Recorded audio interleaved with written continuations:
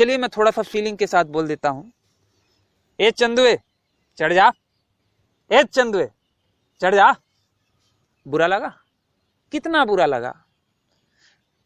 आप लोगों में से कुछ लोग हंस देंगे और सोचेंगे कि यार ये बच्चा ऐसा क्यों बोल रहा है, लेकिन आपको पता है कि कुछ ऐसी ही परिस्थितियां पड़ने पर परम दयालु परमेश्वर यहोवा और उनके शिष्य एलियाह नबी राजा की दूसरी किताब अध्याय नंबर 2 वचन नंबर 23 में क्या करते हैं?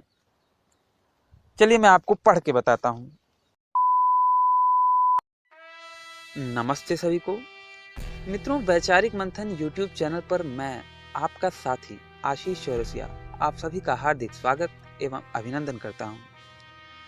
मित्रों, मिशनरी वालों के द्वारा एवं मसीही लोगों के द्वारा हमें अक्सर प्रेम, दया, करुणा, क्षमा, मानवता आदि इसी प्रकार के शब्द और इसी प्रकार की चाशनी में लिपटी हुई मीठी मीठी बातें सुनने को मिलती रहती हैं, जैसे कि प्रभु यीशु या परमेश्वर यहोवा प्रेम का सागर है, दया का महासागर है, क्षमा करने वाला है, हमारा परमेश्वर सब पे प्यार करता है, सबसे पापियों को क्षमा कर देता है। इसी तरीके की भिन्न भिन्न बातें जो कि प्रेम और दया से परिपूर्ण रहती हैं हमें अक्सर सुनने को मिलती हैं।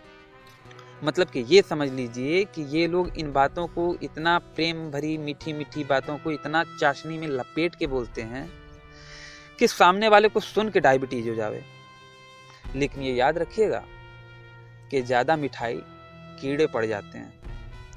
आज मैं आप लोगों के सामने बाइबल से एक ऐसा प्रमाण देने वाला हूँ जो मसीही लोगों के द्वारा बाइबल के ईश्वर के संबंध में प्रेम, करुणा, दया, क्षमा की जो बातें कही जाती हैं उन सभी की पोल खोल देगा।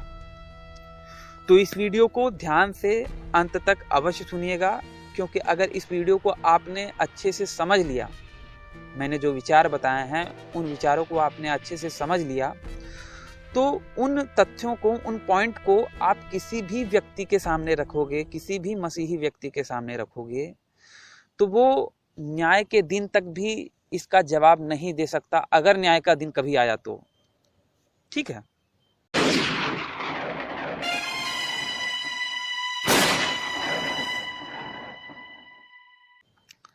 तो वीडियो को शुरू करते हैं।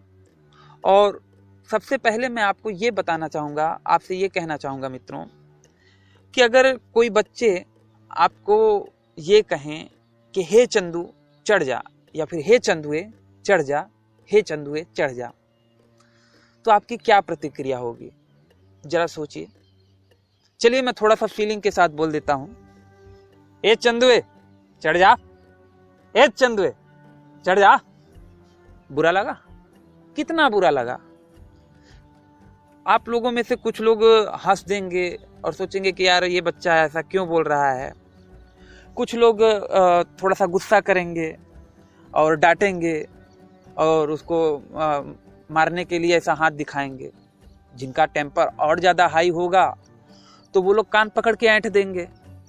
मैं बहुत ज़्यादा सोचूं तो मैं यही सोच सकता हूं कि जो ज़्यादा गुस्सैल व्यक्ति होगा वो बच्चों का कान ऐंठ देगा, उनको 2-3 चमाट मार देगा, हो सकता है छड़ी से मार देवे, उससे ज़्यादा तो नहीं करेगा, बस ये कहने पे कि हे चंदुए चढ़ जा, हे चंदुए चढ़ जा।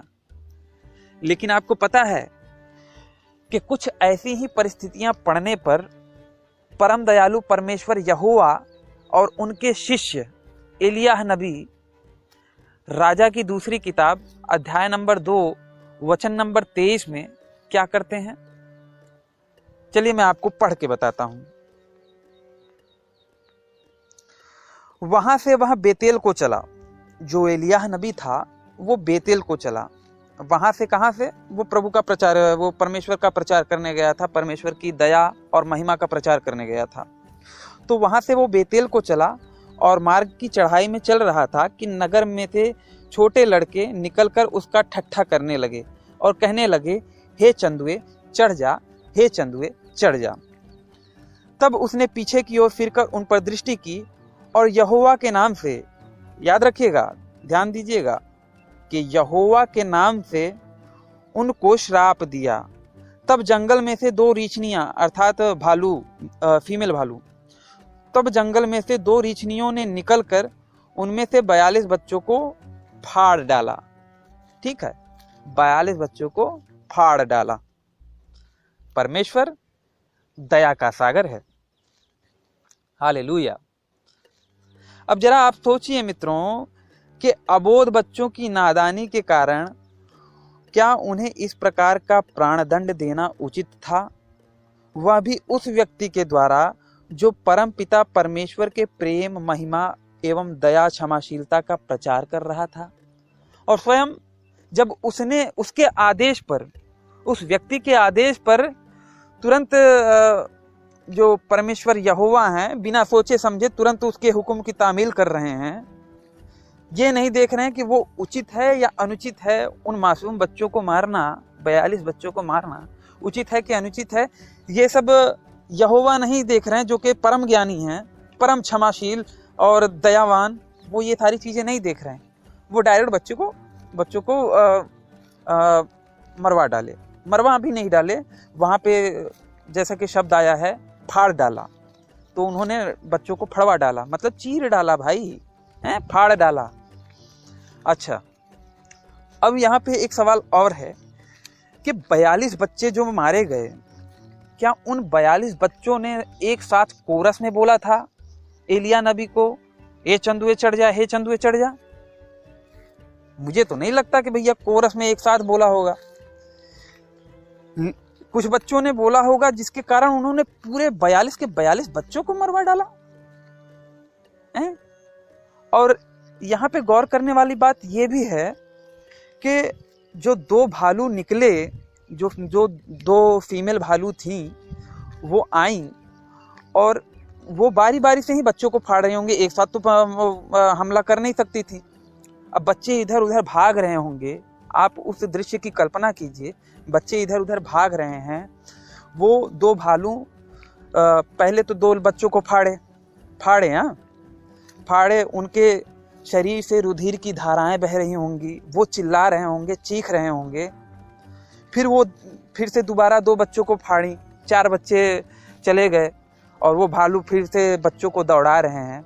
एलिय्याह नबी ये सब देख रहे हैं, और ये भी याद रखिए कि यहोवा स्वयं ये सब देख रहे हैं, क्योंकि वहीं सब तो करवा रहे थे, लेकिन उनका दिल नहीं पिघला।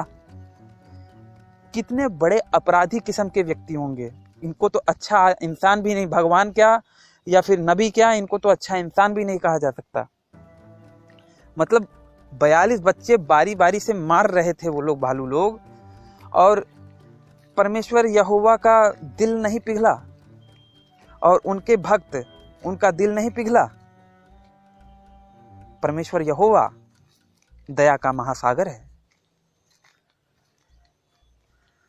जरा सोचिए इस बारे में। आप देख रहे हैं वैचारिक मंथन। मैं हूं आशीष चौरसिया।